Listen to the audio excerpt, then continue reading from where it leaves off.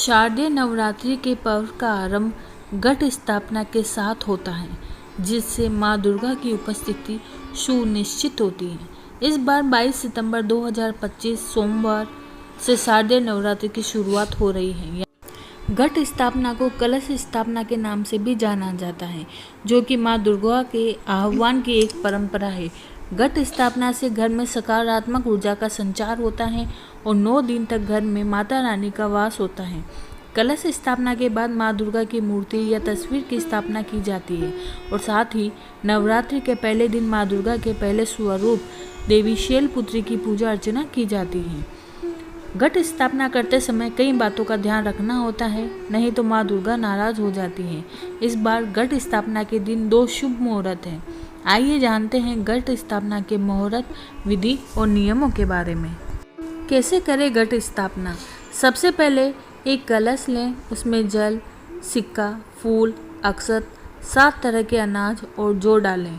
फिर कलश पर स्वास्तिक बनाएं और कलावा बांधें। अब एक लाल चुनरी लें और उसमें नारियल को लपेटकर कलश के ऊपर रख दें। फिर मंदिर में चिन्ह स्थान पर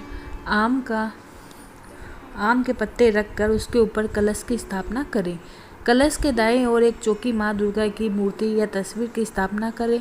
माता रानी को फल, फूल, अक्षत, वस्त्र और मिठाई अर्पित करें और देसी घी का एक दीपक जलाएं और आरती करें। अब जानते हैं घट स्थापना का शुभ मुहूर्त।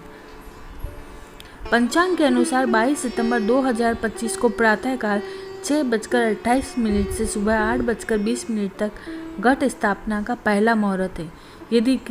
यदि किसी कारण इस मुहूर्त में आप घट स्थापना नहीं कर पाएँ तो अभिजीत मुहूर्त में भी कर सकते हैं।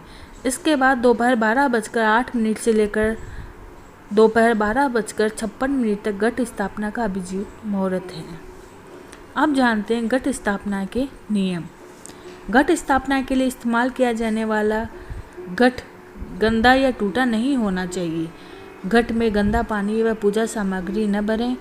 घट को स्थापित करने के बाद 9 दिन तक उसे अपनी जगह से न हटाएं। अपवित्र हाथों से घट को स्पर्श न करें। जिस जगह पर घट को स्थापित किया है उसे और उसके आसपास वाली जगह को शुद्ध रखें। यदि आपने अपने घर में घट की स्थापना की है तो 9 दिन तक घर को खाली न छोड़ें। 9 दिन बाद घट में मौजूद पूजा सामग्री को विधिवत किसी नदी या बहते हुए जल में प्रवाहित कर दें।